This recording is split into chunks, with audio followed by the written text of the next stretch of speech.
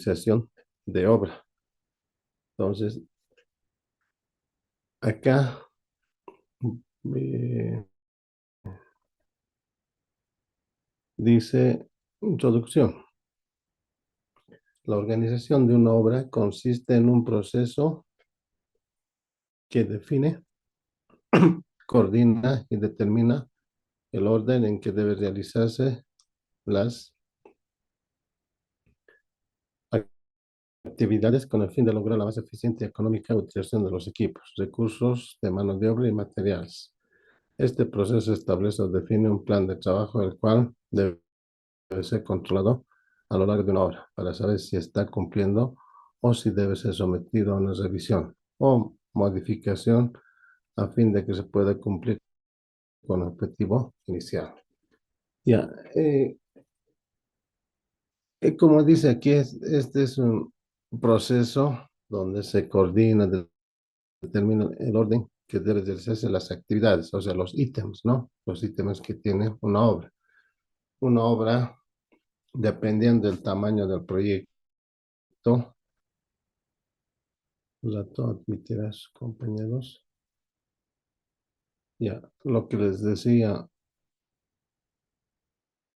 una obra, dependiendo del tamaño del proyecto, puede tener desde 10 ítems, digamos, 10 ítems, 50, 80, 100, 200 ítems, 300, ¿no? Dependiendo,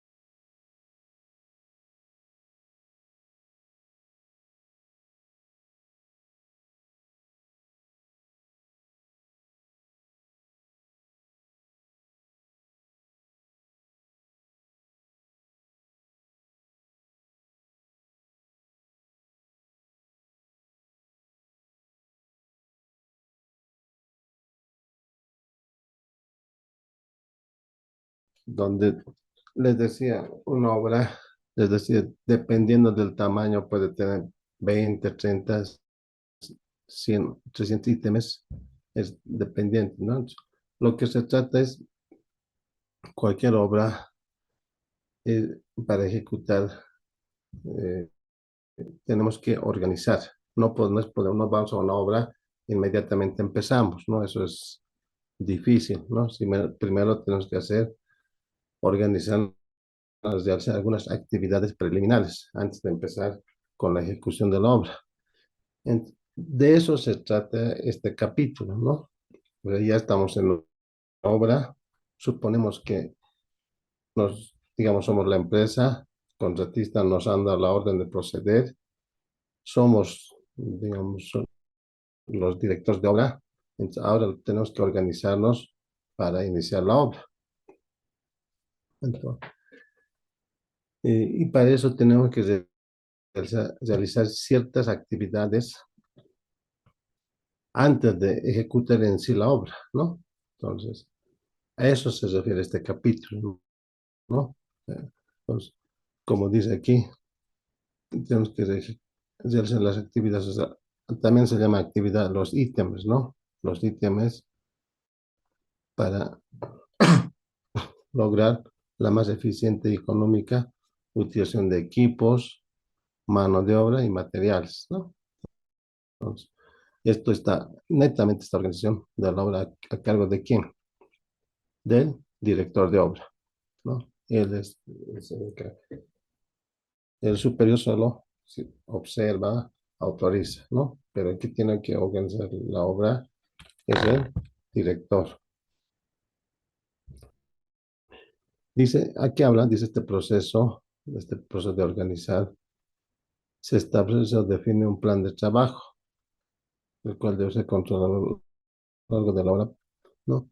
O sea, vas a hablar de este plan más adelante, ¿no? Pero aquí ya nos dice que la obra debe regirse a un plan de trabajo. ¿no? Hasta ahí lo dejaremos. Más adelante vamos a hablar del plan de trabajo. Ya. Entonces, continuaremos. Aquí está, como les decía, el plan de trabajo. ¿Qué dice? En la definición, es un conjunto de programas detallados que determina el orden, los métodos de construcción y la organización que se dispondrá para la ejecución de las obras, ¿no? Es decir, es un instrumento que permite planificar en cada etapa. El, el plan de trabajo debe establecer las fechas en que los op- operarios, o sea, mano de obra, pueden llamar, materiales y equipos deben llegar a la obra, ¿no? Fijar las normas para controlar los avances, rendimientos, costes, etcétera. De esta manera permitir que las obras estén progresando de acuerdo al plan elaborado. Caso contrario, se efectúa cambios o mejoras necesarias a la obra. Ya. Eh, ya. Entonces, eh, si estamos como director de obra, en- la norma dice dentro de los primeros 30 días, a partir de la orden de proceder, el director debe presentar un plan de trabajo, ¿no? Donde, ¿qué va a estar en ese plan?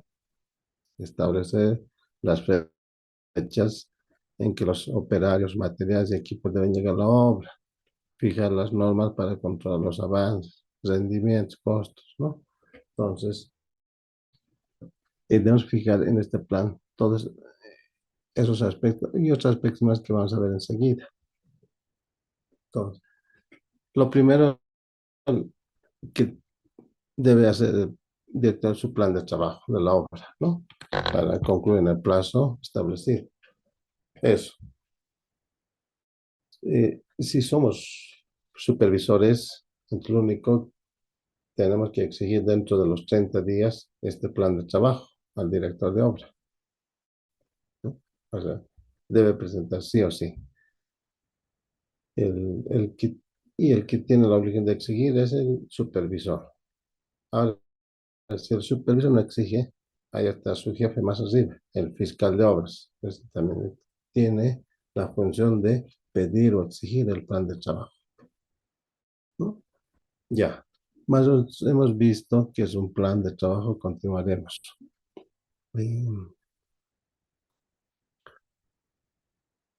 Dice los motivos que influirán en la elección del frente de trabajo. Ya. Dentro del plan de trabajo debe tener que definir los frentes de trabajo, ¿no? Para definir los frentes de trabajo, ¿qué aspectos tomamos en cuenta? Diferente ubicación de los trabajos que se ejecuten con distintos equipos de construcción, que los operarios sean de especialidades diferentes, que deben ejecutarse en distintas épocas, ¿no? Todos esos aspectos definen el frente de trabajo, ¿no? Ahora, el frente de trabajo, ¿qué es? Es la zona donde hacemos el trabajo en una obra, o sea, por ejemplo, en una carretera, podemos tener un frente de trabajo, dos frentes, hasta tres frentes de trabajo, ¿no? Para los cuales instalaremos también, si tenemos tres frentes de trabajo, a veces es necesario instalar tres campamentos. Entonces, este definir los frentes de trabajo es potestad del director de obra, ¿no? Él dirá, voy a hacer trabajo con un frente o dos frentes de trabajo, tres o cuatro tal vez, ¿no? Ese es potestad del director, ¿no? Que él tiene que definir en base a estos aspectos los frentes, ¿no? Ya, pasaremos y tiene que tener estos frentes de trabajo, tiene que tener un plan de trabajo, ¿no? Ahí tiene que decir, digamos, en el frente uno, qué trabajos va a hacer, eh, dónde va a estar ubicado, digamos, si es carretera en qué progresiva, y en ese frente, cuántos operarios o mano de obra va a tener, cuántas maquinarias, ¿no? Y qué tipo de maquinarias. Ese es el frente de trabajo. Tiene que definir eso. Ya, pasaremos a dos obras similares. El estudio de obras similares resulta una buena guía para elegir los métodos de trabajo a emplear siempre y cuando se hagan las correcciones necesarias para tomar en cuenta los factores locales. Pues esto nos dice que ya sea participar, observar una obra similar, nos va a ayudar bastante en nuestra obra, ¿no? Tal vez algunas cosas de obras similares podemos rescatar muchas cosas para implementar en nuestra obra. Por ejemplo, tenemos que hacer una carretera.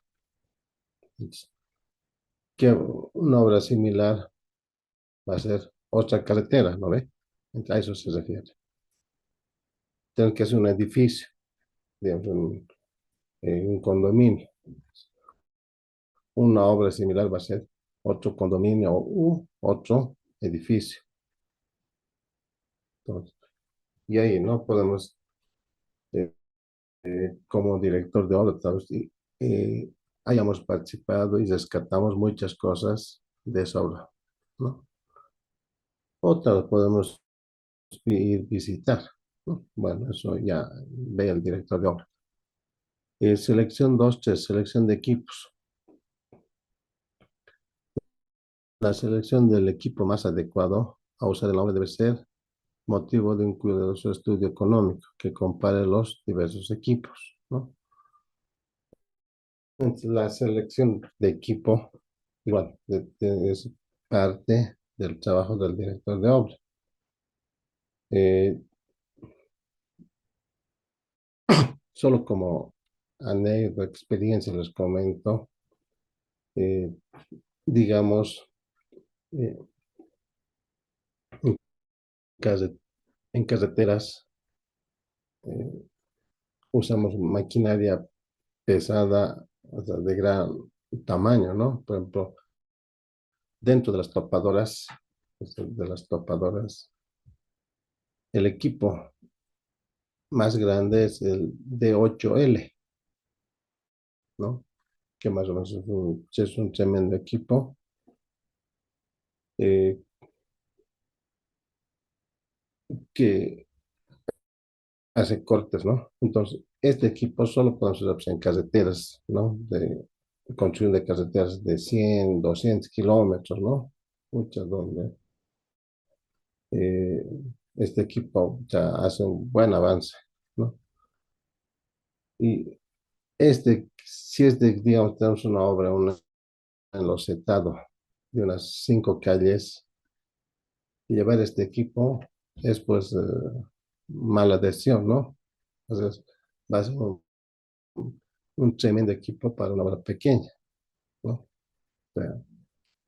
O a la inversa, digamos, tenemos una carretera y solo utilizar de los topadores digamos, el D4, que es más pequeño, el D5. Entonces, esos equipos, si llevamos la carretera, no vamos a tener avance, ¿no? Van a ser rasguños. O sea, entonces, por eso es muy importante la selección de equipo, ¿no? Eh, el- entonces, para obras grandes, tenemos que tener grandes equipos, ¿no? Por ejemplo, en carretera tenemos que tener, bueno, ustedes han debido ver maquinaria de equipo. Generalmente en carreteras que hay más corte y relleno. Para corte tenemos que tener, pues, estas de 8L, mínima de 8N, ¿no? Pero no nos sirve eh, de 4, de 5, no nos sirve. Y para mover el material, o sea, para recortes, relleno, hay otro equipo igual grande, las mototrailers, ¿no? O sea que eh, son equipos que cortan al mismo tiempo, carga en su tolva y luego donde hay que hacer el relleno, después ama, ¿no? Entonces, vamos a ese tipo de equipos, ¿no? Entonces, por eso es muy necesario seleccionar el equipo que vamos a usar, ¿no? Ya. Seguiremos instalaciones y obras anexas. Eh, digamos, dice, eh, considerando la duración de la obra, condiciones climáticas y la posibilidad de usar estas instalaciones en próxima obra, se realiza el estudio de la construcción de instalaciones y obras anexas que a continuación se menciona. Ya, este capítulo que estamos viendo, organización de obra, que hemos dicho es antes en sí de empezar, nos dan la orden de proceder, pero no inmediatamente vamos a empezar a ejecutar la obra, ¿no? Tenemos un tiempo para, se llama periodo de movilización, ¿no? Entonces, que varía. En el- y a este, ¿qué se llama a este ítem? En cualquier proyecto van a ver cuál es el primer ítem que está ahí. Es instalación de faenas, ¿no? A eso se refiere este también, ¿no? Este capítulo. O sea, es puedo decir, es el ítem de instalación de faenas. Eh, entonces, dice, considerando la duración de la obra, la complejidad, las condiciones climáticas, entonces podemos implementar, acá vamos a mencionar algunas instalaciones que son necesarias, ¿no? Eh, pero repito, esto va más enfocado a, a obras grandes, ¿no? Para obras pequeñas de aquí, algunas podemos descartar, ¿no? Y en vez de eso, implementar otras a nuestra manera, ¿no? Dependiendo del tamaño de la obra. Ya, me irán mencionando las instalaciones. Eh, bueno, lo primero que tenemos que es cuando hacemos una instalación, es instalar nuestro campamento, ¿no? Uno, para el personal, dos, para la maquinaria, equipo, y tres, para los materiales, ¿no? Tenemos que implementar campamento. Entonces, el campamento no va a estar sobre la carretera, el eje de la carretera, ¿no? Tiene que estar un poco más allá, ¿no? Que puede estar a 1, 2, 3 kilómetros. Entonces, para eso tenemos que hacer caminos de acceso a la obra, del campamento a la obra, o viceversa, ¿no?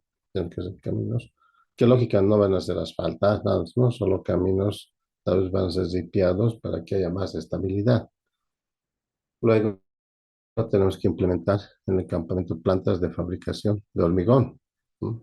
Porque vamos a usar bastante hormigón, ya sea en alcantarillas, puentes, eh, cunetas, etcétera, galerías, ¿no? Etcétera. Entonces, para eso tenemos que tener una fábrica de hormigón. Luego se debe implementar talleres y maestranzas. ¿Para qué? Para en carreteras fácilmente van a tener los 200 equipos, entre volquetas, topadoras, retro, eso, ¿no? Entonces, casi a diario, ¿no? O cada ciertos días se va fregando los equipos, ¿no? Por por el trabajo. Entre estas tareas y maestranzas son para realizar, uno, el mantenimiento y segundo, para la reparación del equipo pesado, ¿no? Donde van a trabajar mecánicos, ayudantes, ¿no? Entonces, tiene esa función, ¿no? La reparación y mantenimiento de equipo pesado. Después, a veces tenemos que tender líneas de transmisión de energía eléctrica, ¿no? Porque para al campamento debemos dotar de energía. Y tal vez los cables de alta, media tensión pasan una cierta distancia. Entonces, de ahí tenemos que jalar la energía. Asimismo, en el campamento debemos dotar de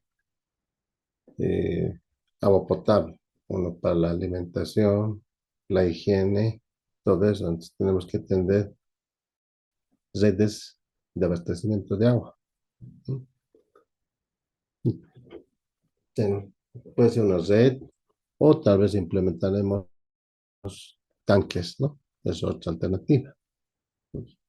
Implementar tanques de agua de 2.000, 5.000 litros, ¿no? Luego tenemos que implementar áreas de almacenamiento de materiales, ¿no? Son los almacenes para almacenamiento de materiales, como lo primero hablamos como ser cemento, hierro, después madera, pues todo tipo de materiales, ¿no? Eh, Ahora generalmente en carreteras,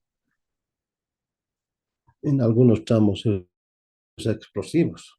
Entonces eso, con mayor cuidado tenemos que almacenar en estos almacenes, ¿no? Ya, después tenemos que implementar oficinas técnicas, ¿no?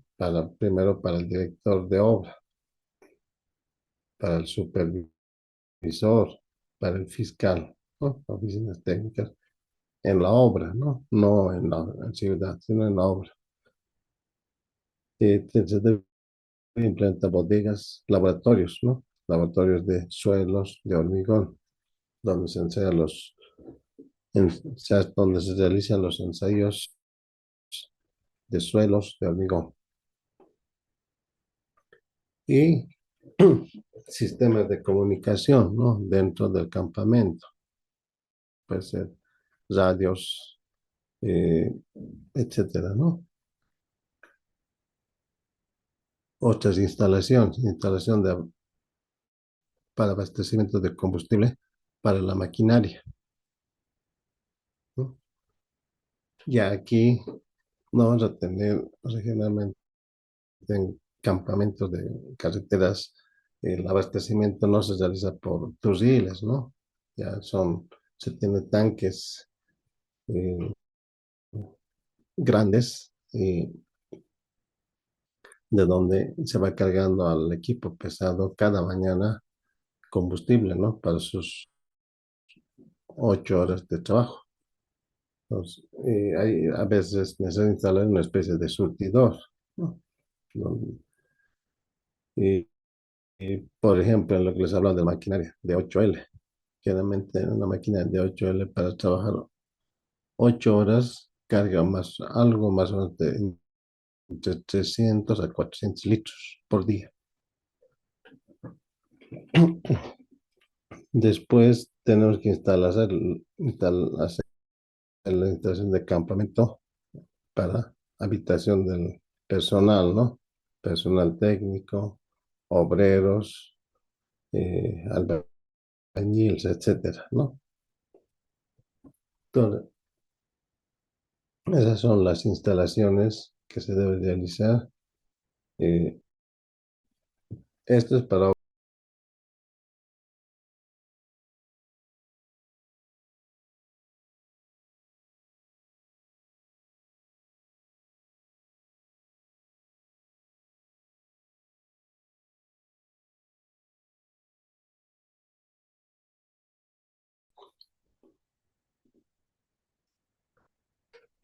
Acá les muestro algunos gráficos de lo que hemos hablado. Por ejemplo, pueden llamar almacenes o bodegas para los materiales, ¿no? Aunque vemos son galpones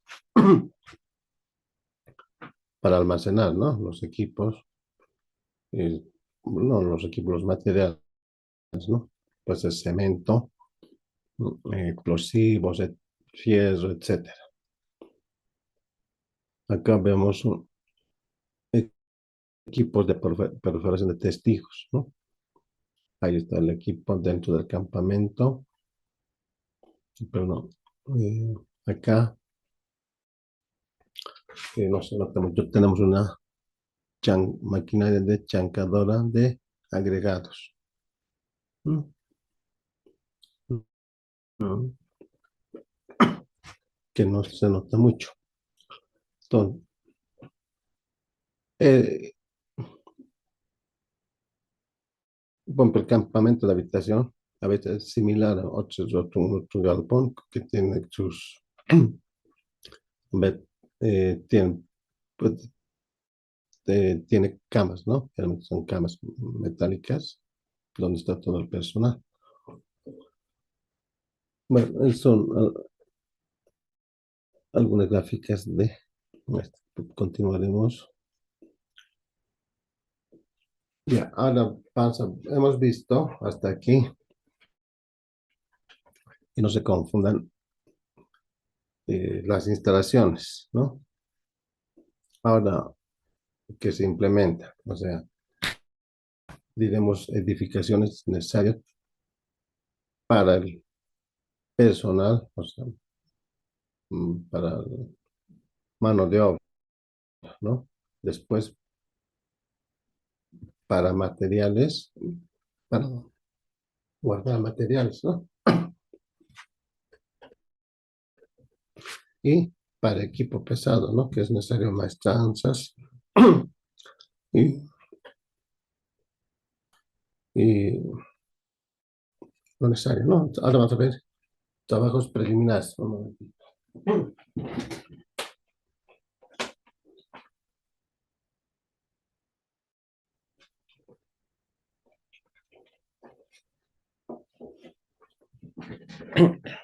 Ya, vamos a ver trabajos preliminares en obra. Los trabajos preliminares son todos aquellos estudios, exploraciones, faenas, trabajos de reconocimiento de terreno que deben realizarse para obtener todos los datos o eh, antecedentes necesarios para el estudio del programa de trabajo. Son los siguientes. Ya, lo primero, dentro de los trabajos preliminares, lo primero que se debe hacer es el estudio del terreno, o sea, la verificación. Supongo que nos van a dar el DTP, donde nos van a decir el suelo tiene tal resistencia para un edificio, pero nosotros tenemos que verificar eso. Pues dicen, el terreno es esencial para la construcción de la obra y su conocimiento tiene una importancia. Su naturaleza y su capacidad portante condicionan el sistema de cimentación. El tipo de la obra, su dureza influye en la forma de ejecución y precio del costo. Ya, vale, seguiremos aquí, tal vez aquí vale la pena mencionar eh, si el terreno tiene buena capacidad portante o inclusive es roca, entonces ahí nuestra fundación hace solo superficial, hace una fundación. Pero si el suelo es malísimo, entonces ya tenemos que buscar otro tipo de fundación, lo que nos va, como dice aquí, lo que va a influir en la ejecución y el costo de la obra, ¿no? Entonces, seguiremos. Es, tal vez, ya, estudios topográficos. También se tiene que estudios topográficos que ofrecerá información correcta sobre el mejor sobre la mejor zona para la ubicación de los campamentos que servirán de habitación para obreros. Está en ese campamento estarán las oficinas técnicas, bodegas, talleres, maestranzas, ¿no? Todo lo necesario, ¿no? Entonces, eh, para eso hay que hacer un pequeño levantamiento topográfico de dónde vas a implementar el campamento. Condiciones climáticas. Las características climáticas de la región tienen gran importancia en la organización previa de la obra. Ellas pueden impedir el trabajo en ciertas épocas del año o en otros casos durante ciertas horas del día. Como ejemplo, tenemos el vaciado de hormigón. Para su correcta fraguado, en ciertos periodos del año solo se puede realizar durante el día debido a las bajas temperaturas en la noche. Por ejemplo, las condiciones climáticas, eh, si son directores de obra, entonces es muy necesario conocer la zona del proyecto o de la obra, ya que parece insignificante, pero las condiciones climáticas son muy importantes en el desarrollo y a veces nos puede traer problemas durante la ejecución. No sé si veremos si está aquí el ejemplo, si no les voy a comentar. Ah, no está. Ya. Les voy a poner ejemplos de condición climática. Por ejemplo, eh, en el altiplano, inclusive en el alto, eh, el vaciar hormigón no pueden vaciar ya en la noche, ¿no? O a partir de las cierta hora, generalmente en el alto es en invierno, ¿no? Hasta las 4 recomendamos vaciar hormigón. En zonas más frías, incluso hasta las 3 de la tarde, ¿no? Donde, por ejemplo, en Charaña, que es, ¿no? Ahí solamente se puede hormigonar hasta las 3 de la tarde, digamos, en la mañana igual, desde las 10 hasta las 3.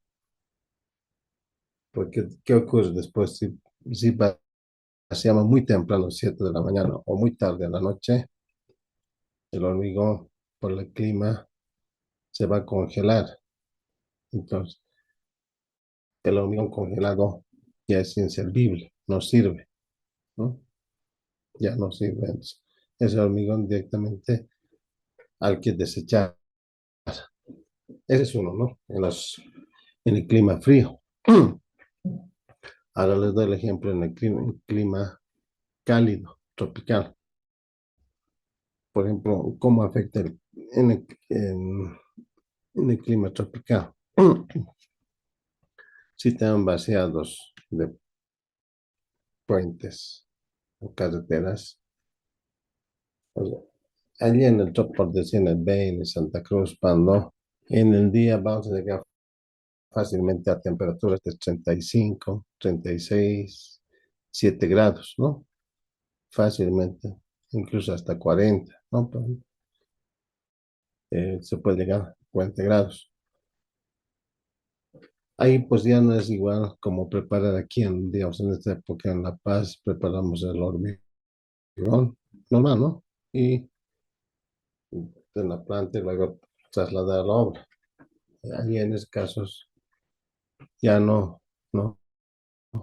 ¿Qué va a ocurrir? Ustedes saben que el hormigón se dosifica y tiene una cierta cantidad de agregados, cemento y agua, ¿no?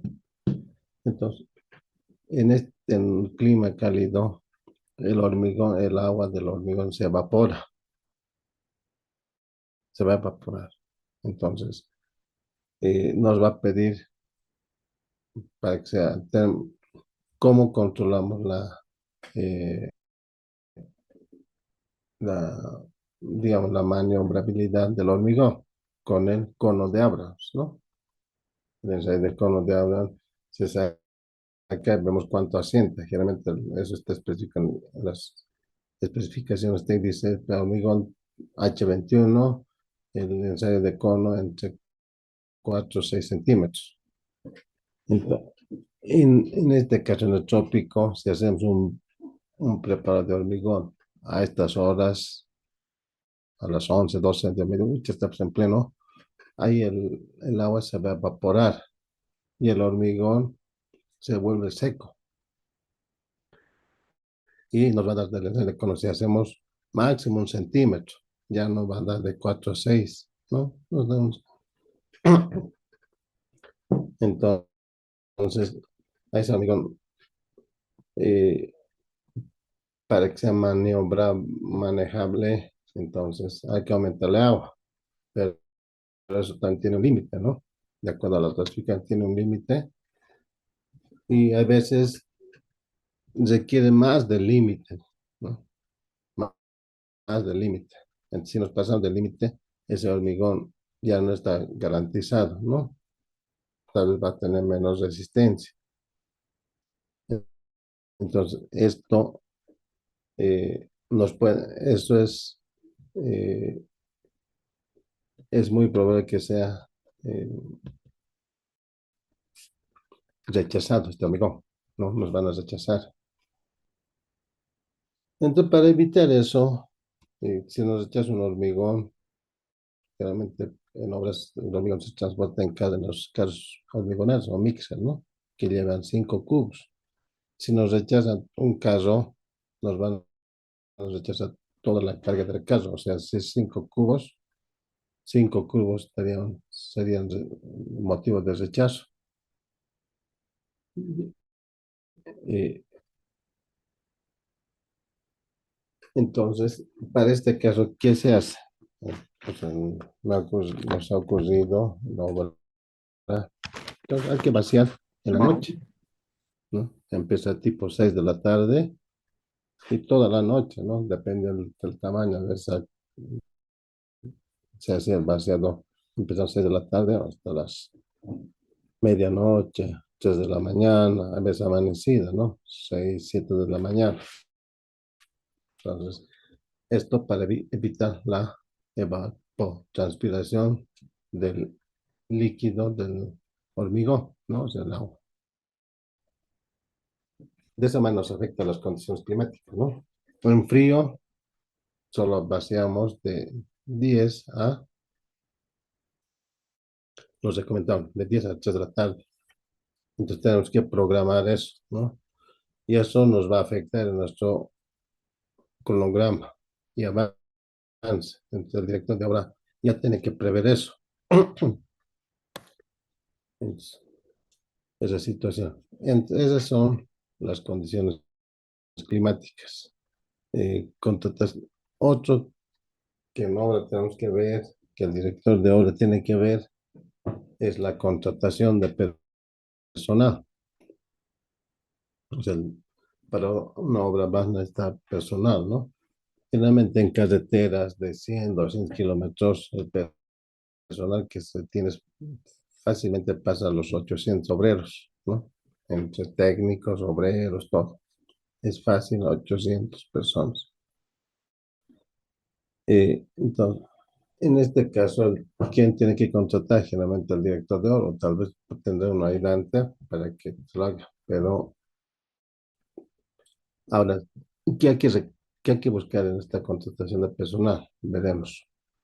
El traslado de los operarios de otras regiones significa dificultades y mayor inversión, para lo cual deberá contratarse personal de la zona. Se justifica solo en el caso de operarios especializados. Ya lo que nos dice, pues si algunos tenemos como director de obra, eh, tenemos una obra, por decir, en Beni, no en la ciudad, en un cierto lugar. Entonces, lo recomendable es contratar mano de obra no calificada que sea de la zona, ¿no? De la zona.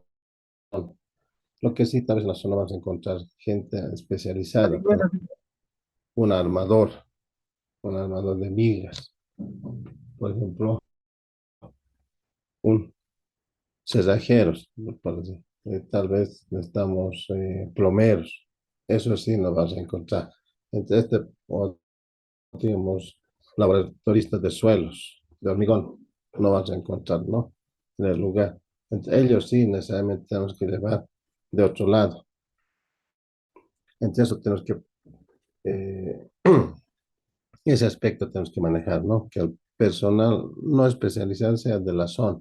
Así nos abaratamos costos, ¿no? Ellos terminan el trabajo, se van a su casa, ahí cenarán en su casa, todo eso, ¿no?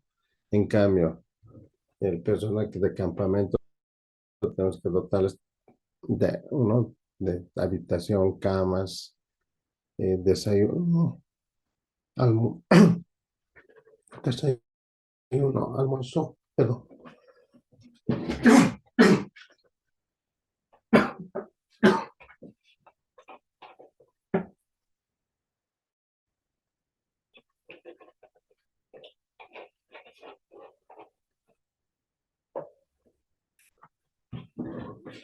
Entonces, decía para el personal que está en campamento tenemos que prever desayuno, almuerzo, cena, ¿no?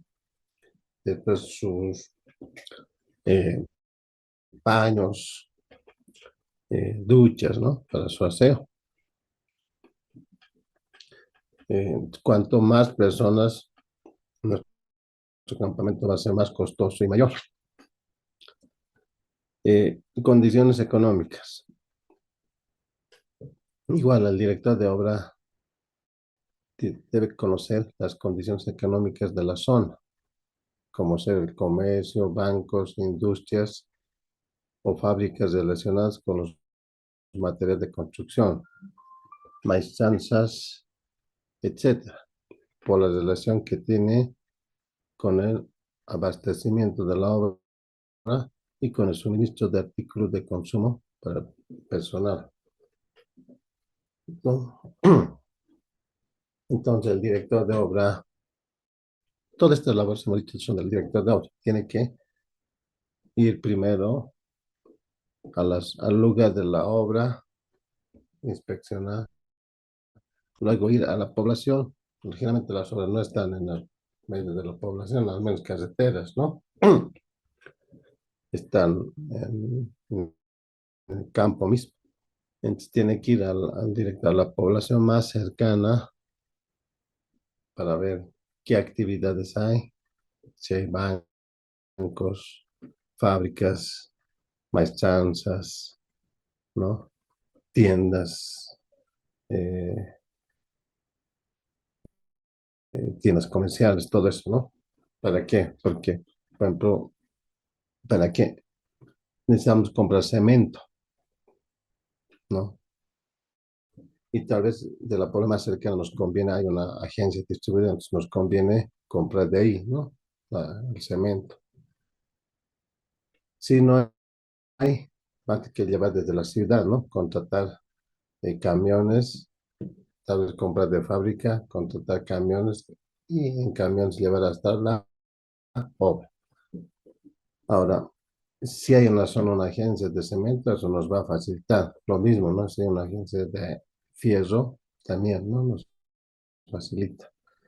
Eh, ahora, hemos dicho en el campamento va a tener obreros, tal vez va a ser unos 400, 600 obreros que necesitamos mantener, ¿no? Hemos dicho desayuno, almuerzo. Para eso también necesitamos comprar víveres, a veces compra cada semana, ¿no? Los víveres. Entonces, si hay unas tiendas de víveres en la población, vamos a comprar de ahí. Si no hay, las tiendas grandes, tiendas grandes, ¿no? Una tienda de varios no nos abastece.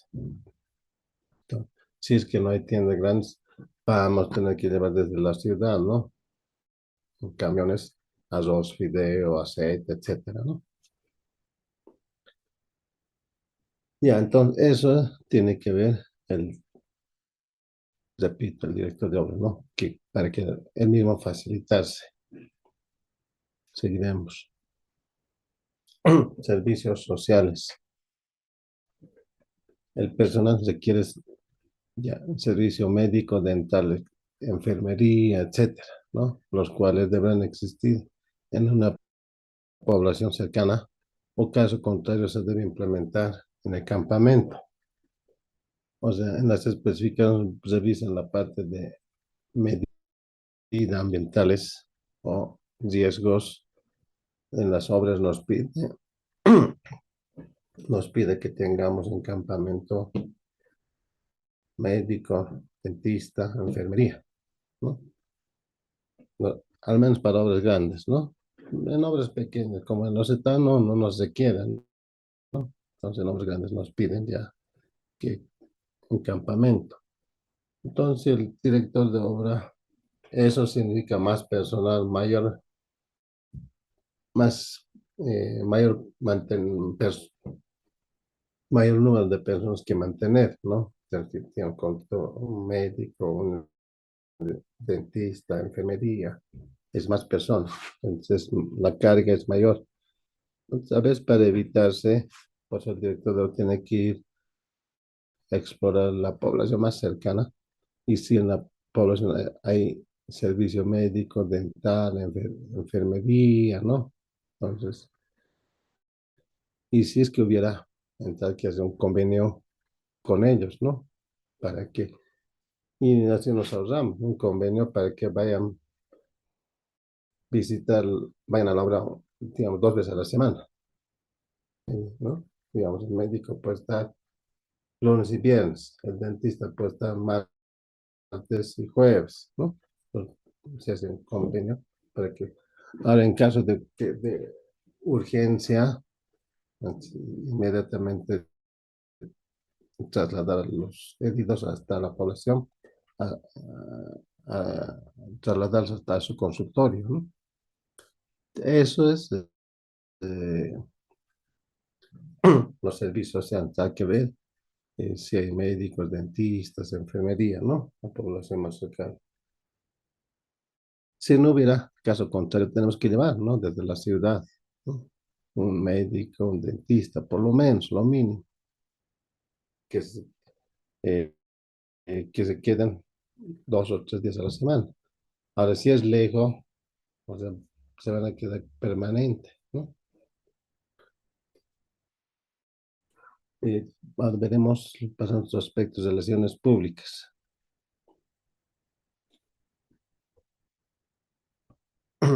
Ya, en esta parte dice mantener desde el comienzo de los trabajos una relación cordial con las instituciones estatales y privadas, autoridades originarias por una razonable convivencia. Además que es recomendable para la obra y el personal. Ya, lo que nos dice aquí, mantener una relación cordial con las instituciones estatales y privadas, autoridades originarias, donde está ubicada nuestra obra, ¿no? Tenemos que tener, como dice aquí, relaciones amables, cordiales, ¿no? ¿Con quién? Digamos, con el alcalde de la zona, el alcalde, con los comunarios de la zona, con las autoridades originales, los maicos, ¿no? De la zona, tenemos que tener buenas relaciones. ¿Por qué? Porque, eh, digamos, generalmente a veces usamos hormigón ciclópeo, que es donde usamos piedra bruta, o áridos, arena. Generalmente hay en la zona, en los ríos, ¿no? De la zona donde podemos sacar. Y bueno, si tenemos buenas relaciones con las autoridades, con el alcalde, nos van a permitir extraer del río eh, piedras áridas, etcétera, ¿no? Pero si no, si tenemos una mala relación, o sea, no nos van a dejar sacar, porque la ley dice que las áreas de riesgo no de una persona, sino de la comunidad, ¿no?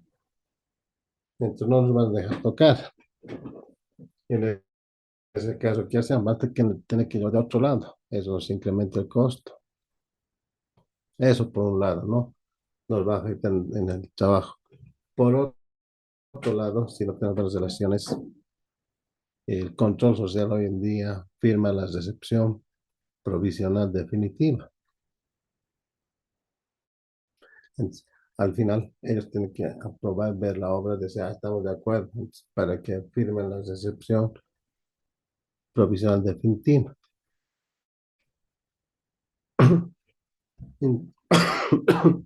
Eso dice la norma, ¿no? Y con eso nos van a pagar a la empresa, les va a pagar sus planillas, ¿no? Si no tienes el visto bueno de control social, a la empresa nunca le van a pagar. Por eso es bueno llevarse bien. Y bueno, a veces de eso abusan los médicos, ¿no? Dicen, ya, estás ganando con la obra, entonces para mi fiesta me vas a dar una banda, ¿no? Te dice, ¿no? O alguna otra cosa, etcétera, ¿no? Entonces, esto, ¿quién tiene que hacer? El director de obra, ¿no? Tiene que mantener, pues, buenas relaciones. Continuando, eh, vamos a ver el plan de instalación de obra. Ya, en forma general se presenta en resumen de la preparación que se realiza en una obra. Ya, tengo 10 minutos para no dejarme sorprender. Así ya te me sorprendido. En forma general, pues además es un plan para ya empezar con la obra, ¿no? Ir ejecutando. Entonces, primero, ¿qué tenemos que hacer? La preparación del terreno. Digamos, si es el área urbana, donde van a construir un edificio, supongo que debe haber casas viejas, ¿no? Entonces hay que hacer la demolición, ¿no? Y luego la limpieza del terreno. Ahora sí se trata de una carretera, ahí no vamos a hacer demolición, ¿no? ¿Qué vamos a hacer? El desbroce y retiro de material vegetal, ¿no? Vas a retirar. Entre eso hay un ítem carretera, ¿no? Desbroce y retiro. Luego, una vez que hemos hecho la limpieza de la zona, todavía no estamos empezando con la obra en sí, ¿no? Solo hacemos la preparación del terreno. Una vez que hacemos eso, ¿qué actividad es la siguiente? Hacemos la señalización, ¿no? ¿Qué tal está establecido las especificaciones técnicas en la parte ambiental? Tienes que poner en la obra o al contorno de obra señalización externa, señalización interna. Puede ser horizontal, vertical, ¿no? Como que, por ejemplo, entonces dicen, van a ver en la calle algunas unas cintas rojas, dice, ¿no? Dice peligro, obra en ejecución. O hay cintas amarillas, ¿no? Donde dice peligro, hombres trabajando, ¿no?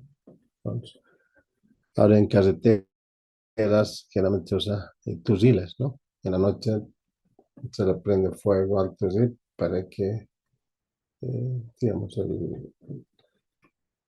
los que circulan tengan cuidado. Turriles y entonces, pues de selección externa, interna. Externa quiere decir, pues para público afuera, entonces, donde pueden poner turril, estas cintas que les explico, ¿no? La interna es dentro del campamento, ¿no? Donde pues los letreros decir, va habitación para el personal, digamos, un letrero que diga, le indique la dirección donde están los baños, etcétera. Eh, Ahora, cuando instalamos el campamento, tenemos que prever los locales, ambientes, más que locales, ambientes para personas como ser comedores, sanitarios, dormitorios. Tenemos que prever este tipo de ambientes para el personal, ¿no? Oficinas en obra, eso, ¿no? Son las oficinas técnicas, ¿no? Para el director de obra, su equipo, supervisor de obra, ¿no? Y almacenes, ¿no? Tenemos que implementar almacenes para herramientas y pequeñas maquinarias, materiales de construcción. Entonces, seguiremos. 5. Permisos y licencias. A ver, tengo tiempo, ¿no? Tengo 5 minutos. Permisos y licencias en obras de edificación. Antes de dar comienzo a la construcción de un edificio, hay que cumplir una serie de trámites administrativos para legalizar su futuro funcionamiento. Principalmente se debe velar de no originar molestia a los vecinos o causar daños a terceros. El problema es más complicado si las construcciones vecinas son antiguas, ¿no? Ya, dentro de este permiso, licencias, o sea, son procedimientos que se debe cumplir, ¿no?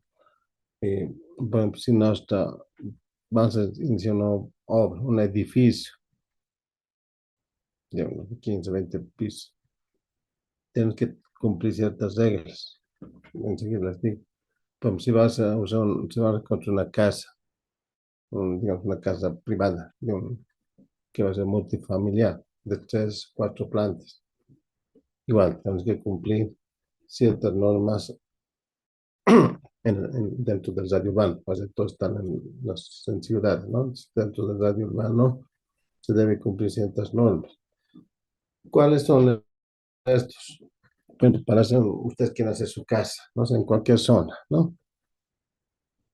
Lo primero que deben sacar es hacer aprobar los planos arquitectónicos, ¿no? Que lo hace un arquitecto. Entonces, eso, ¿no? Lo primero, debe ser plano. eh, Estos planos los va a presentar a la alcaldía, ¿no? Y, y la alcaldía va a hacer observaciones y le va a decir, pues, dos opciones. Uno que la apruebe, otro que le diga, hay que hacer estas correcciones, ¿no? Que tienen que corregir. Eso, ¿no? Ahora, dentro de los planos, para edificios multifamiliares, le llamaremos, para más de 5 plantas, y a la alcaldía, ¿qué les va a pedir? Ascensores, eh, no más que todo ascensor. Y entonces, en ese caso,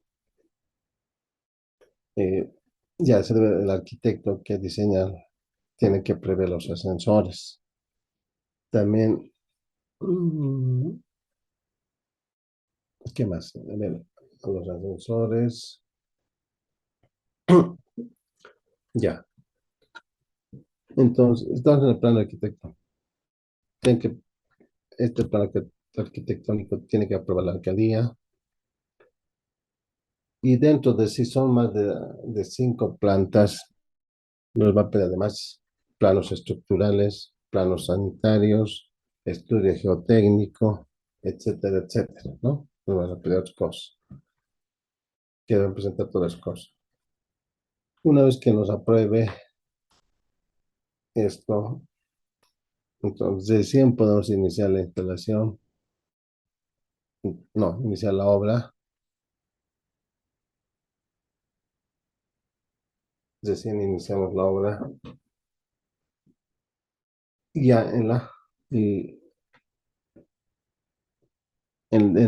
¿no? En la ciudad. Pero previamente a eso, nos aprueban los planos, digamos, con eso ya puede ser. Pero previamente a eso tenemos que sacar 8 permisos, por ejemplo, para cercar la acera con calamina. Pero tengo que pedir un permiso de la alcaldía para cercar. Para ese movimiento de tierras, digamos, en el terreno hay un lugar que está por encima del nivel de la calle. Es que vamos a tener que hacer movimiento de tierras. Hay que pedir permiso a la alcaldía, ¿no? Eso más que todo en el área urbano, los trámites que se debe hacer, ¿no? Si no cumplimos esto, ¿qué ocurre? Van a ver, ¿no? Viene la alcaldía y nos van a pegar en la obra, dice, eh, construcción clandestina, ¿no? Letrero grande, ¿no? O nos puede poner obra paralizada. Y pues, por eso, para evitar eso, antes ya tenemos que tener estos documentos antes. Ya, ¿qué más? Eh, Esto en las ciudades, les comento. Ahora en el campo, eh, las obras que están en el campo, una carretera, ahí lo más complicado son las expropiaciones, ¿no? Justo el día la carretera pasa por una propiedad privada. Entonces, el eje, todo, ¿no? Tenemos que, en ese caso, tenemos que hacer la expropiación, ¿no? De ese terreno o casa, lo que significa ese terreno hacer un avalúo y algo, pagar algo que esté cerca del avalúo, o como está el avalúo, ¿no? Hay que pagarle ese monto al dueño.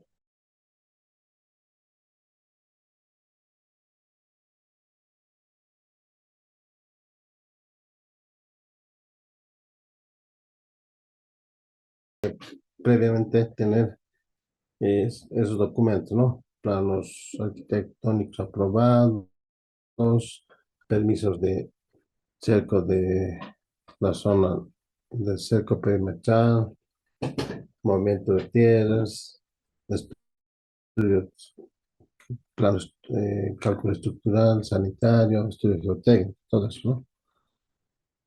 Ya.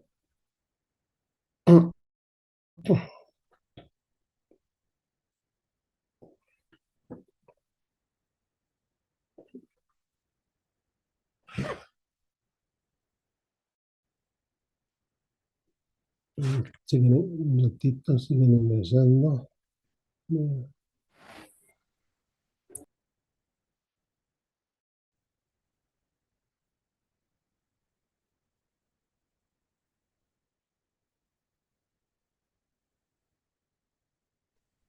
Ah, un soldadito. Ya, estoy admitiendo, sí. Empezamos con que han ingresado todos. Ya, en la área rural, por ejemplo, como está en una carretera, lo más complicado son las expropiaciones, ¿no? La carretera tiene que pasar. Entonces, este es un trámite largo que está generalmente a cargo del fiscal de obras. No, eso no, eso.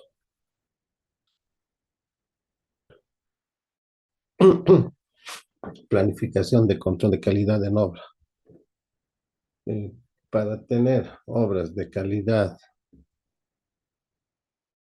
no solo edificaciones, puentes, carreteras, etcétera, es necesario hacer control de la calidad en todas las fases de una obra, desde la fase del proyecto hasta el momento de la puesta en servicio. Veremos.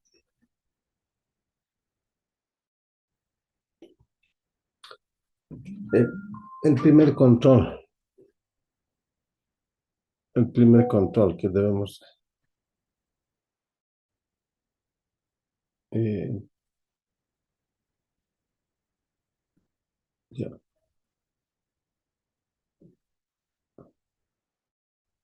ya, aquí hablamos. Dice, debemos poner eh, con control de calidad en las fases de la obra. ¿Cuáles son los eh, controles en ciertas etapas? eh, de la obra, ¿no?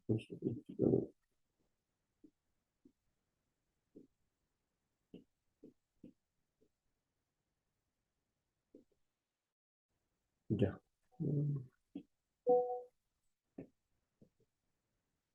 Ya. Son sí, filtros que debemos implementar en la obra, ¿no? Uno, el primer filtro es el control del proyecto, ya. O sea, el proyecto para nosotros que somos ya profesionales, ¿qué es el proyecto? Es el EDTP, ¿no? El estudio de diseño técnico de preinversión. Ese es el proyecto, ¿no? El EDTP, que se realiza en la preinversión, hemos visto. Entonces, dice la supervisión del proyecto por una entidad externa a la entidad ejecutora.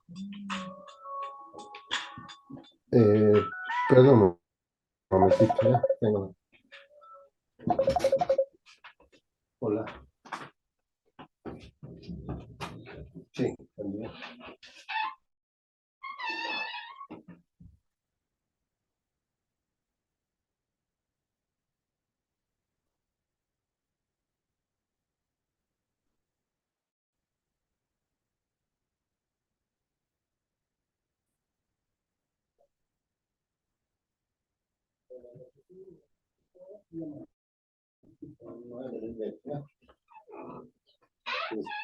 Ya, ya, ya.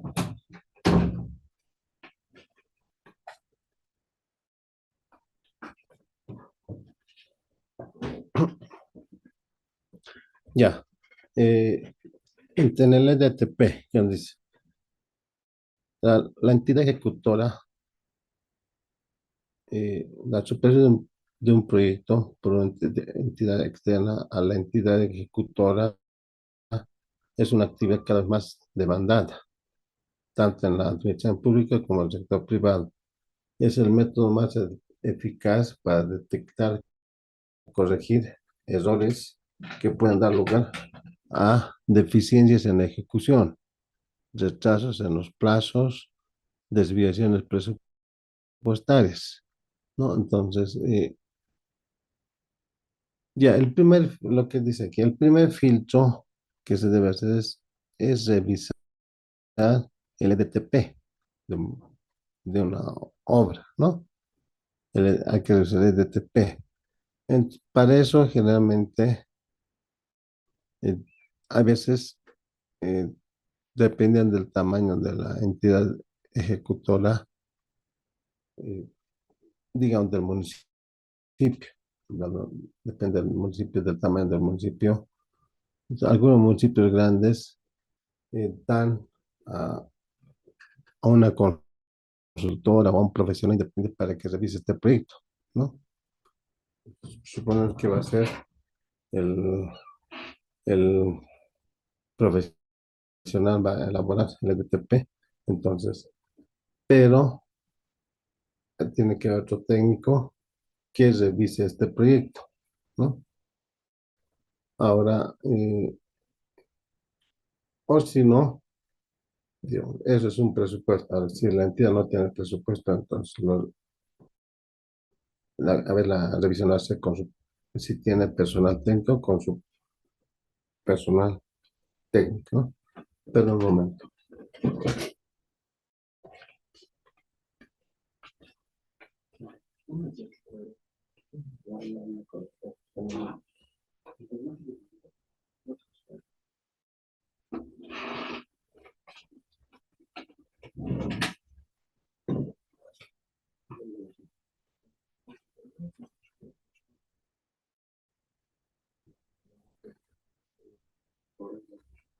Ya, ya,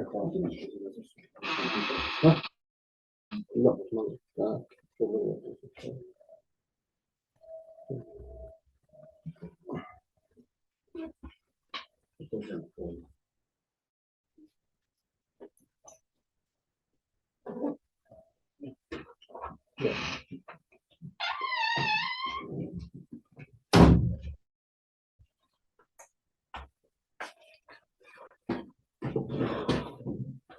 Ya. Entonces, resumiendo, el primer filtro es hacer un control, una revisión del EDTP. Para eso podemos hacerlo con personal propio o personal contratado. Eh, ya, ya. Ese es el primer filtro, ¿no? Pasaremos. El segundo filtro. El segundo filtro es el control de la calidad de los materiales. Dice, el control de los materiales es uno de los aspectos más importantes en la ejecución de la obra. Se debe garantizar eh, que los materiales a emplearse en la obra cumplen con especificaciones técnicas, ¿no? El control de calidad de los materiales permite garantizar las características físicas, mecánicas y químicas de los materiales. Entre los materiales más frecuentemente ensayados se tienen suelos, acero, cemento, agua, áridos, hormigones, ¿no? Esos son los materiales que más eh, ensayados. Entonces, este control de calidad, ¿qué objeto tiene? Como dice aquí, es garantizar la calidad de los materiales y garantizando las características físicas, mecánicas, químicas de los materiales, ¿no? Que cumpla con la especificación técnica. Entonces, esto se hace durante la obra. ¿Quién lo hace? El director de obra junto con el supervisor. Esto ya es durante la ejecución. Es el segundo filtro. Sí. El tercer filtro, el control en la ejecución de obra.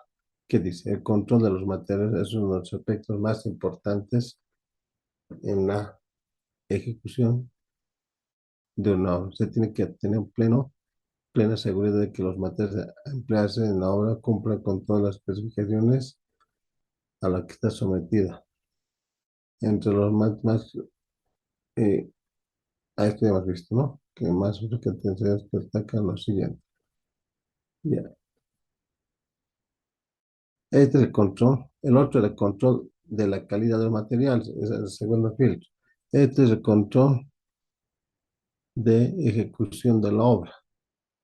Se refiere principalmente al control que realiza el ingeniero encargado de la dirección de obra, superintendente o director, que a su vez es controlado por un supervisor de obra, contratado por el dueño de la construcción, entidad contratante. Sobre ello se tiene al fiscal de obras, que realiza el control en representación de la entidad contratante. Es- Esta supervisión control se realiza permanentemente en toda la ejecución y a todo aspecto de la obra, a la calidad de los trabajos, al factor humano dentro de la obra, como ser albañiles, empresarios. Ya, el tercer filtro es este control en la ejecución. ¿Quién lo hace? Igualmente el director de obra, el supervisor y sobre ellos el fiscal de obras. Entonces, ven, por ejemplo, aquí, eh, digamos, si estamos en obra fina, que el acabado sea buen acabado, ¿no? Digamos, el revoque de estuco, que sea una superficie vertical, eh, un acabado fino, ¿no? Entonces, eso, eh, realizan el acabado de la obra.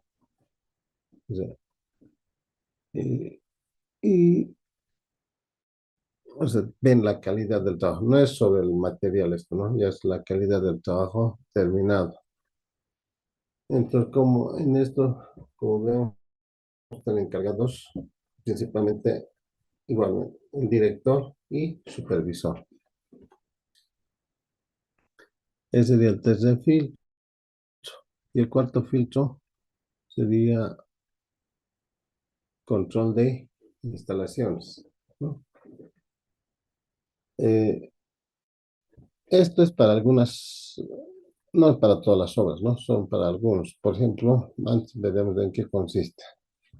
Las instalaciones representan una parte importante del costo de una obra, digamos, una edificación.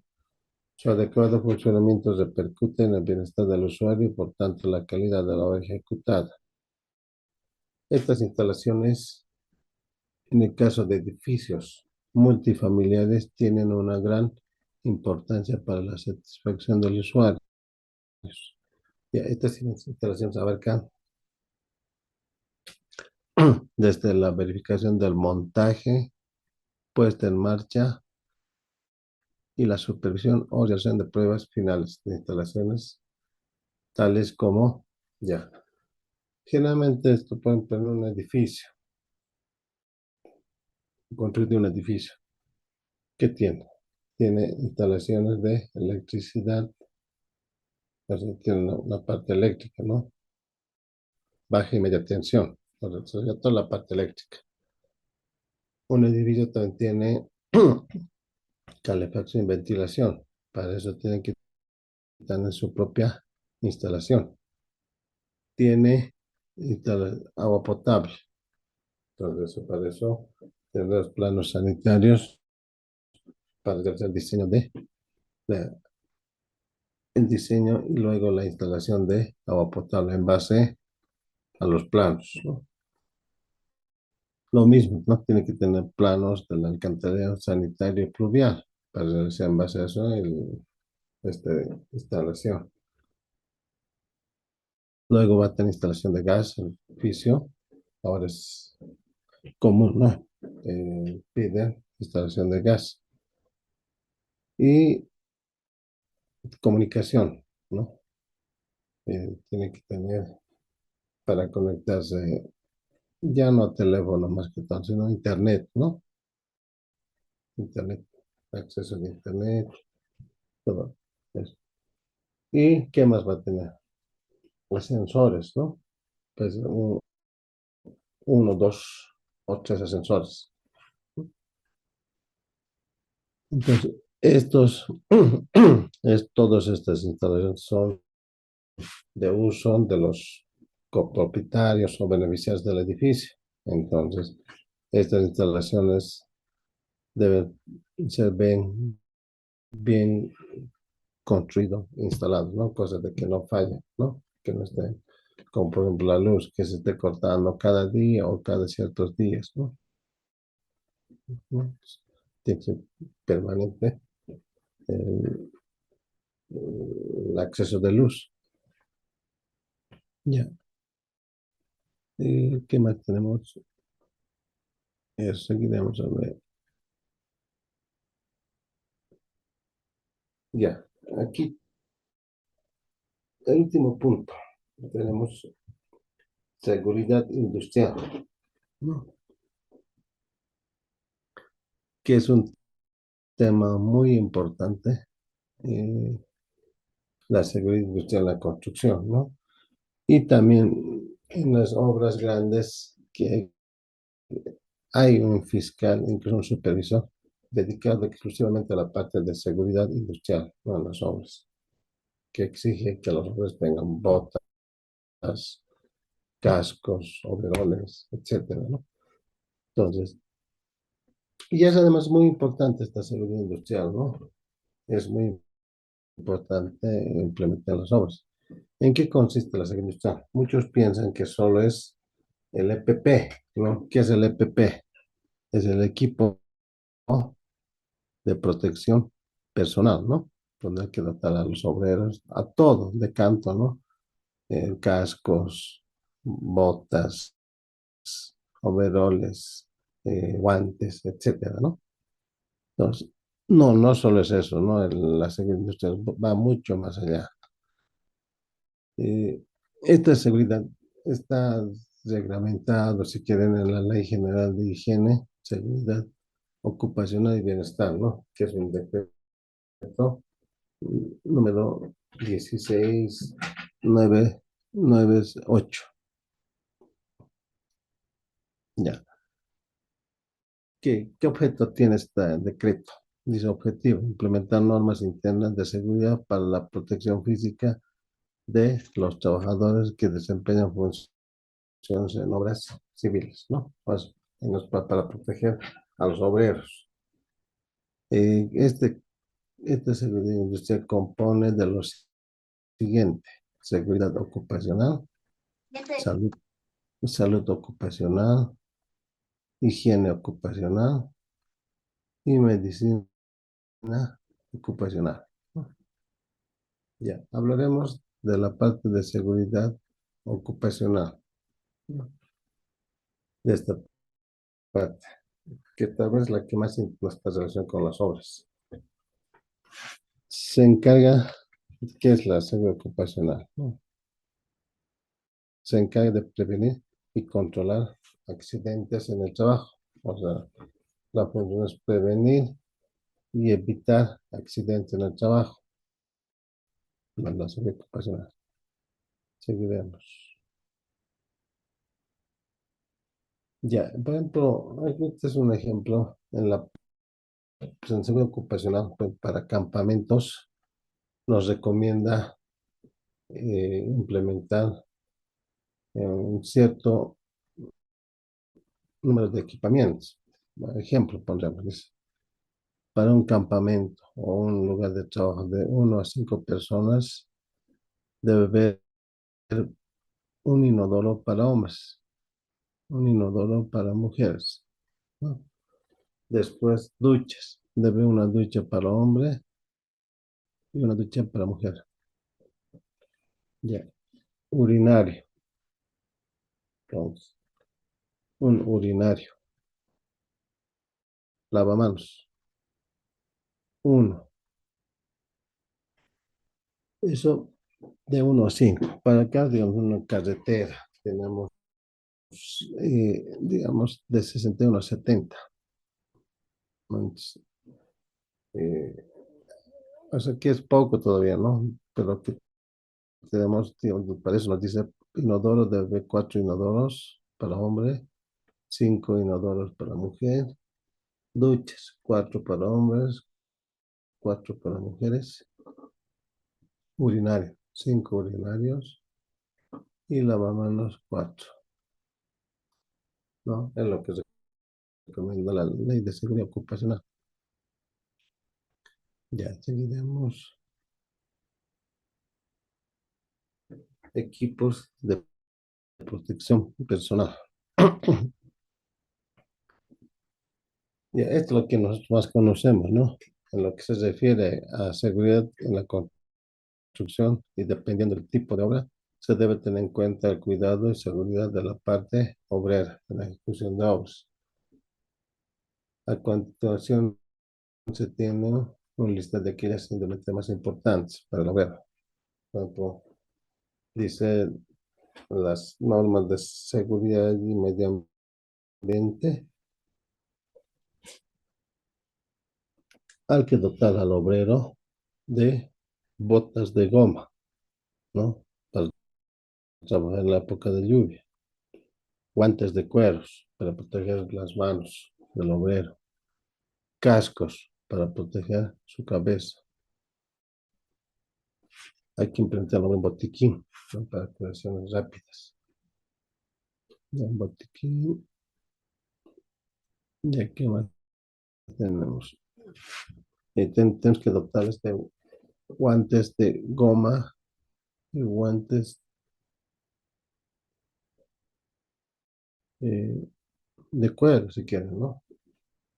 De goma o pues de cuero, ¿no? Que adoptar para proteger las manos. Eh, eh, Después botines de seguridad, ¿no? Se llaman con armas de acero en la punta, ¿no? Los botines, ¿para qué es? Para proteger los pies, más que todos los dedos del pie, de una caída de algo de peso. Overoles, ¿no? Que hay que dotar de overoles a los obreros para la protección del cuerpo. Protectores auditivos para proteger los oídos.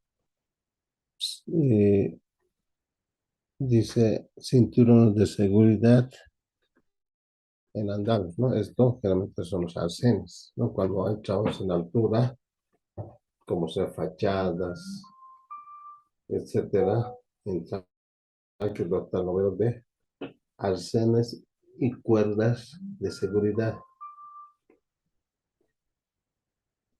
Ya. Eh, este, ¿Qué más? Eso, ¿no? Los cinturones de seguridad, que son los arcenes y cuerdas, ¿no? Cuando, y, perdón un momento.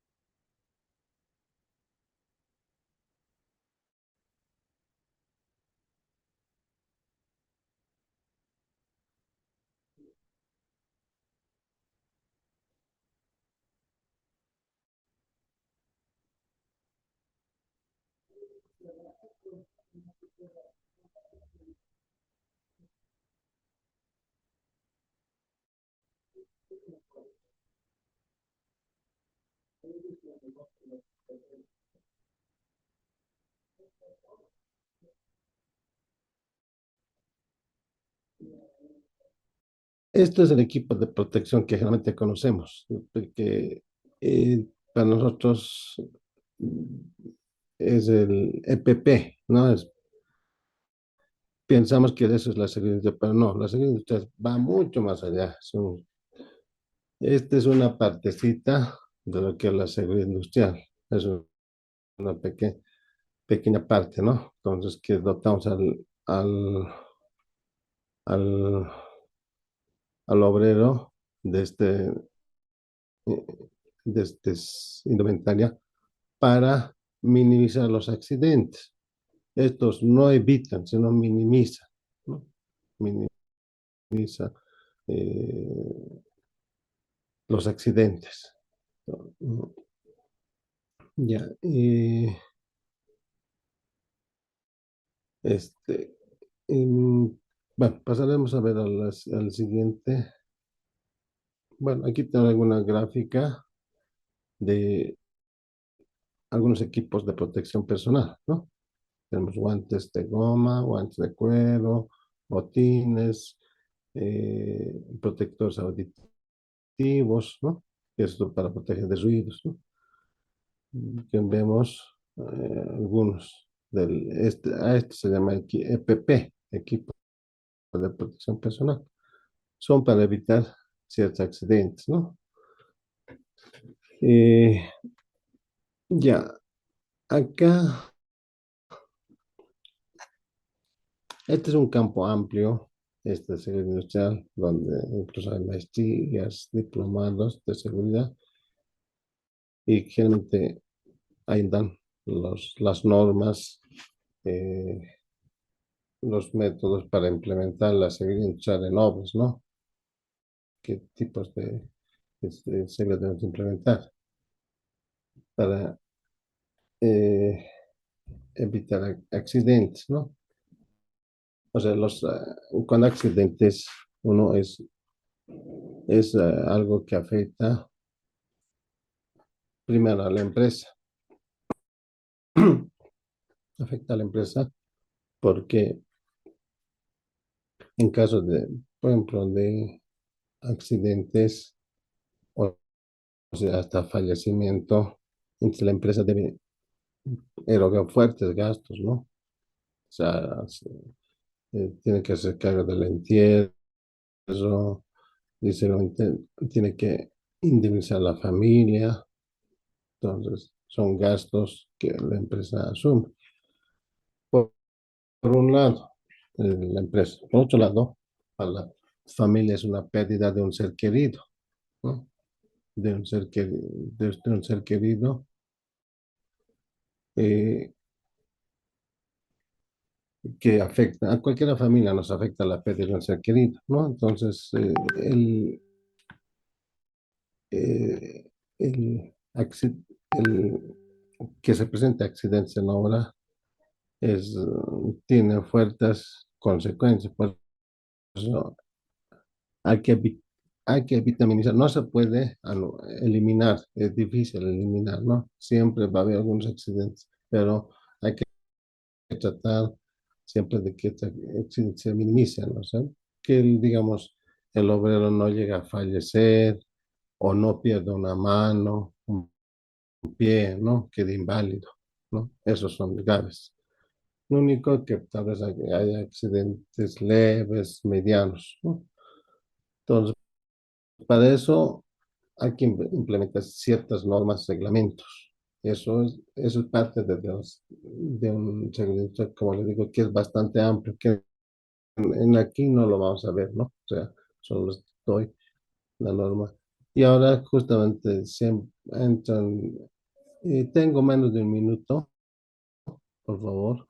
Lo voy a cerrar y les voy a pedir que se inicie nuevamente, ¿ya? Antes que lo voy a eh, cerrar. Eh,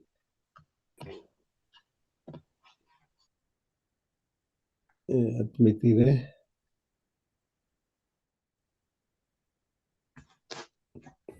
Ya. Bueno,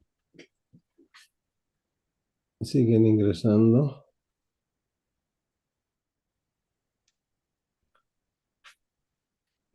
Bueno, hemos visto lo que es un poco así de forma muy rápida, lo que es la seguridad industrial, ¿no? Que es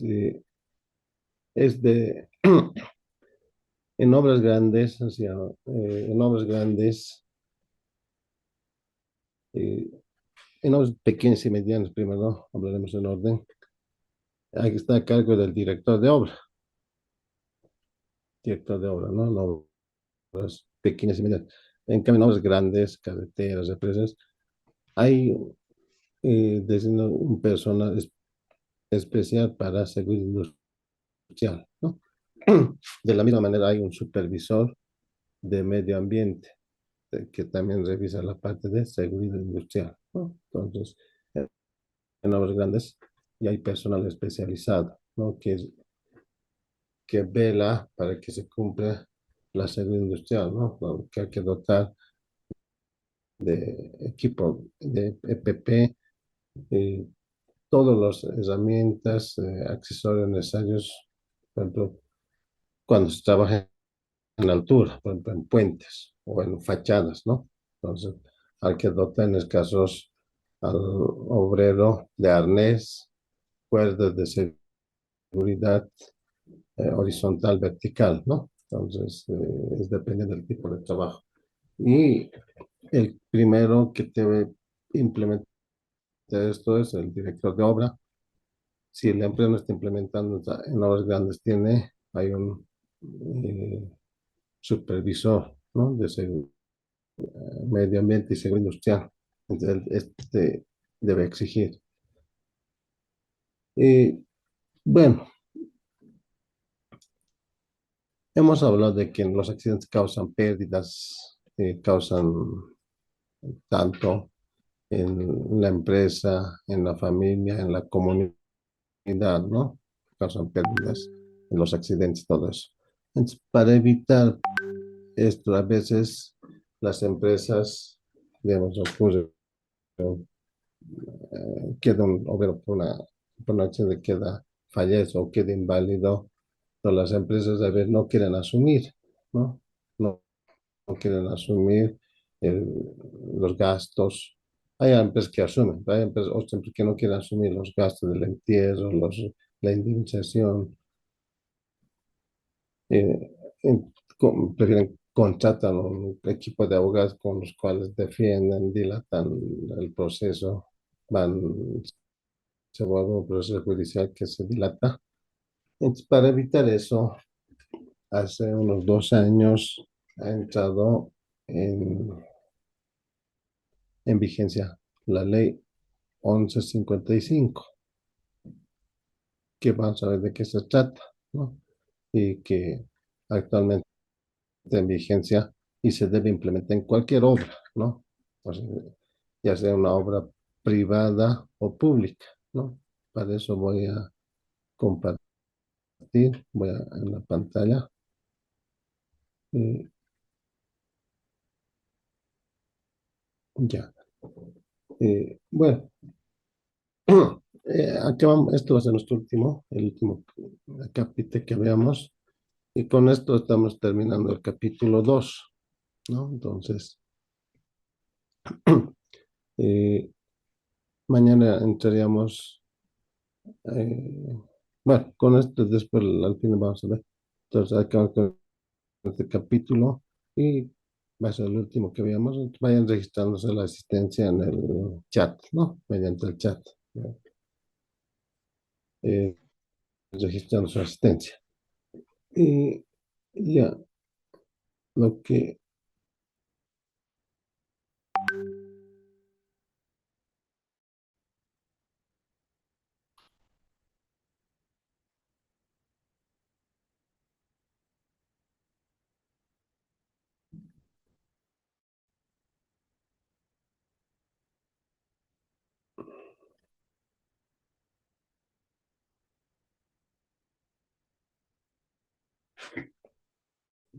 ujú. Eh, ya, no, no están viendo nada, ¿no? Sí, voy a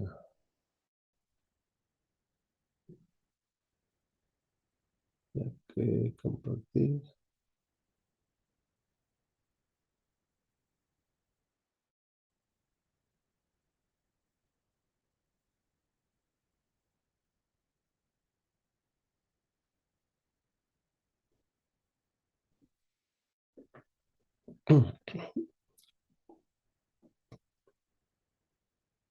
Ya, como les decía, ahora se ve en pantalla, ¿no? El documento. Ya, como les decía, va a ser el último que esto que veamos y mañana vamos bueno, mañana vamos al capítulo 3 y luego vamos a hacer un ejercicio y con eso estaremos concluyendo y estaremos listos para nuestro examen. Ya, veremos para tener este capítulo la ley 1155, que se llama, y ahora está en vigencia, eh, que es la ley del seguro obligatorio de accidentes de la trabajadora y trabajador en el ámbito de la construcción, que se llama también el SOAT de construcción o SOAT-C, ¿no? Esta ley 1155 ha sido promulgada el 12 de marzo del 2019 y se llama constructor seguro, que justamente que les decía es eh, para evitar los conflictos por accidentes. en obras. Esta ley es aplicable tanto a obras privadas como a obras públicas, ¿no? O sea, es aplicable para los dos tipos de obras. Ya, ¿qué objetivo tiene? Veamos. Es un seguro de accidentes personales, cubre los riesgos por lesiones corporales, dice, por muerte o incapacidad total y permanente que puede tener la persona que preste o realice un trabajo en toda construcción. Ya el objetivo, entonces, dice, es un seguro de accidentes personales que cubre riesgos corporales, muerte o incapacidad total permanente del obrero, ¿no? Que presta servicios en cualquier obra. Ámbito de aplicación. Se encuentra bajo la aplicación de la presente ley toda trabajadora y trabajador que produce o ejecute o realice un trabajo de manera directa en toda construcción de obras, ¿no? O sea, esta ley es aplicable para todos los trabajadores, tanto varones y mujeres, que participan en una obra, ¿no? En la construcción de una obra. Entonces, es aplicable para eh, tanto para todas las personas, hombres y mujeres, ¿no? Que están en obra. Ya, ¿quiénes son las personas obligadas a contratar el seguro? Al ser un seguro obligatorio, todo trabajador que realice trabajos en la construcción de obras en territorio nacional tiene la obligación de comprar anualmente el SOAT de construcción. Ya, ¿qué dice aquí?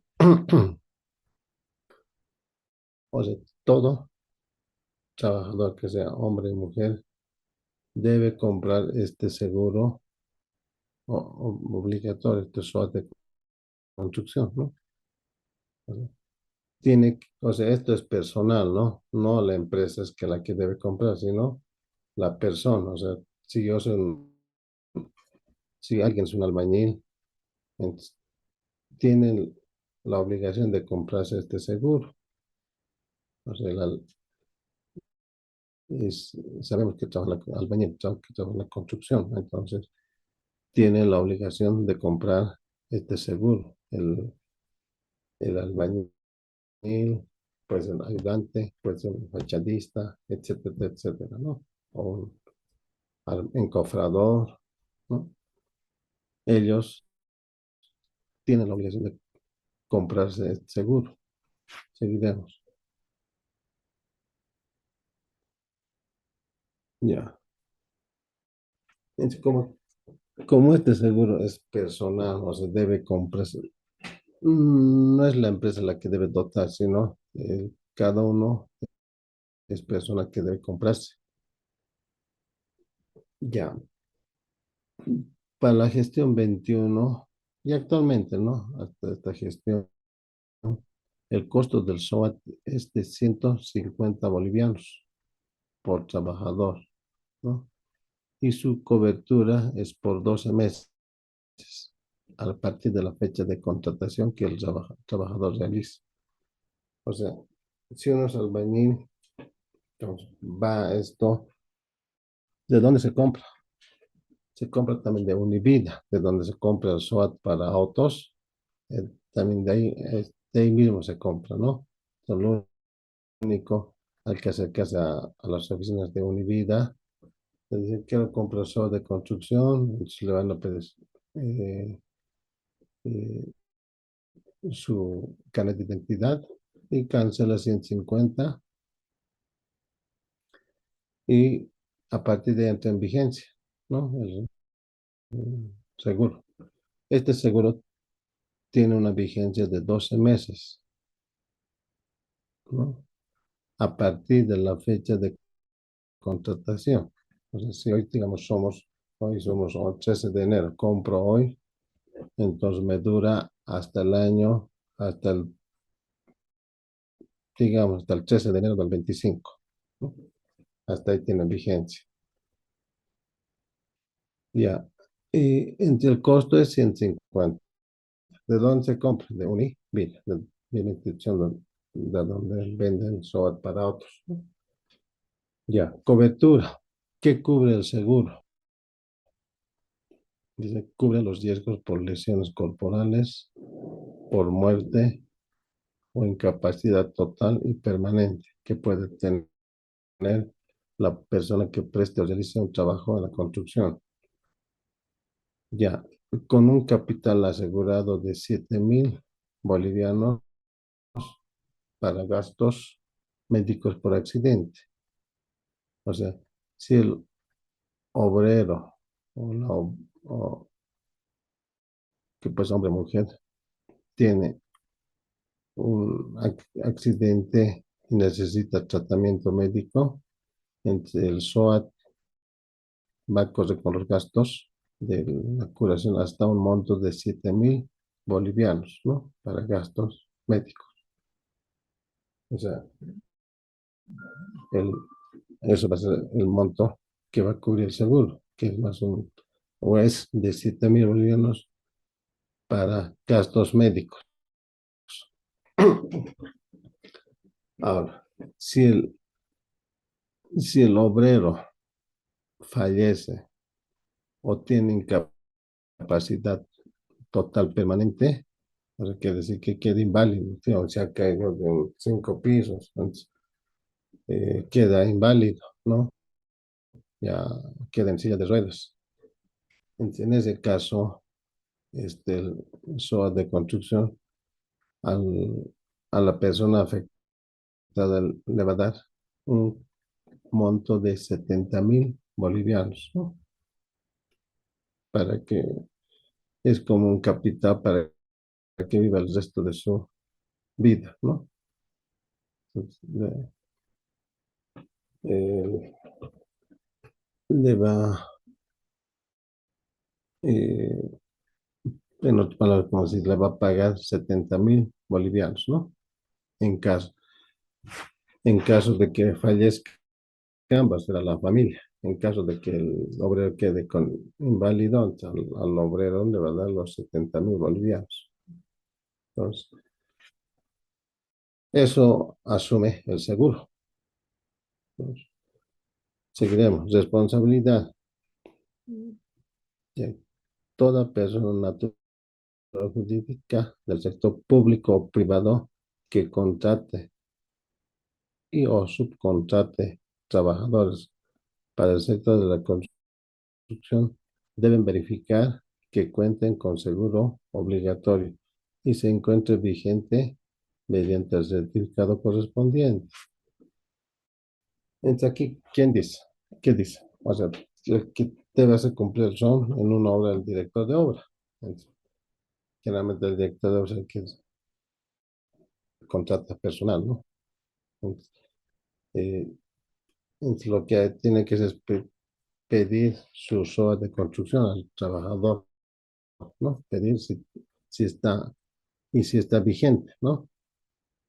Y uno, así la empresa se ahorra de gastos, ¿no? En, en caso de que lo único que hay que exigir al momento de contratar, ¿no? A los obreros, que la empresa se va a ahorrar de gastos por de entierro, indemnización, ¿no?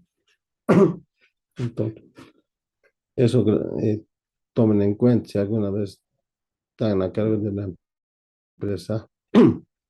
Entonces, lo único, no compra la empresa de seguro, ¿no? Sino cada trabajador se compra. Lo único, al momento de contratar, hay que exigirles que tengan su certificado de SOAT y que esté vigente, ¿no? Lo único, y así la empresa es- se está ahorrando de grandes gastos. Ahora, si contratamos ¿no?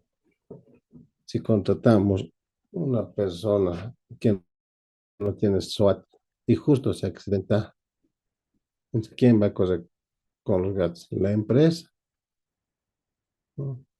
Y además a la empresa nos van a sancionar porque hemos contratado a una persona sin seguro. O sea, por doble partida la empresa va a ser afectada. Uno va a tener que asumir los pues, gastos médicos o puede ser eh, que gastos por el fallecimiento, ¿no? Y además nos van a sancionar porque no hemos exigido este seguro al personal. Ya. Seguimos. Bueno, dice si se contrata o subcontrata personal que no cuente con la cobertura de servicio, con cobertura no, de seguro, en caso de un accidente o incapacidad, será la persona contratante quien asuma las responsabilidades y sanciones con las mismas condiciones estipuladas por el seguro. Eso es lo que les decía, ¿no? Si la empresa o el director de obra ha contratado a una persona y se ha accidentado, entre lo que dice aquí, entonces, tiene que asumir responsabilidades y sanciones con las mismas condiciones estipuladas en el seguro. O sea, ¿qué significa? Que en caso de accidente tenemos por lo menos mínimo o igual a gasto de 7.000 bolivianos. En caso de fallecimiento, tenemos que indemnizar a la familia con 70.000 bolivianos, ¿no? O sea, y encima nos van a sancionar, ¿no? Es lo que dice esto. Entonces, en eso consiste la ley 1155, que es el seguro de accidentes en el ámbito de la construcción, ¿no? El SOAT. Entonces, que como vemos, eh, eh, protege tanto a la empresa como al trabajador, ¿no? Este seguro. Entonces, por tanto, si estamos comúnmente como directores de obra, lo único que para contratar personal tenemos que exigir que tenga su certificado SOAT y que esté vigente. Y así nos ahorramos de muchos gastos. Entonces, eso es que entra en vigencia últimamente, ¿no? En el sector de la construcción. Entonces, eh, con esto estaremos concluyendo este capítulo.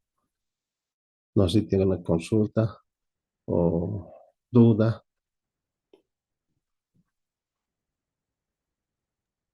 Buenas tardes, ingeniero. Disculpe, Sí, ingeniero, ¿no pues, nos podría pasar el PDF de lo que hemos avanzado para poder estudiar mejor para el examen?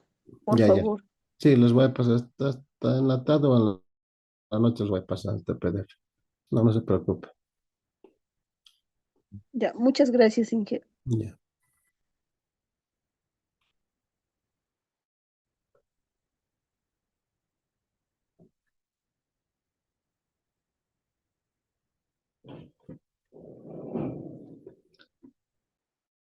ya. No sé si hay alguna duda más, consulta.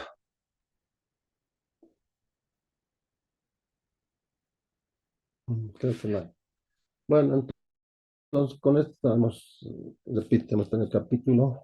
Mañana veríamos el capítulo 3 y luego haríamos un ejercicio, vamos a un ejercicio y con esto estaríamos ya eh, listos para el examen, ¿no? ¿Qué más? Se me está... Bueno, creo que sería todo, ¿no? Entonces, eh, antes de despedir, disculpas por hoy. Tuve la reunión donde un poco se ha demorado la reunión, así que por esa razón tuve que, tuvimos que empezar un poco tarde, ¿no? Yo creo que mañana no tengo nada, entonces vamos a empezar en la hora que nos corresponde. Ya, sin más que decir, bueno, me despido. Hasta el día de mañana. Muchas gracias.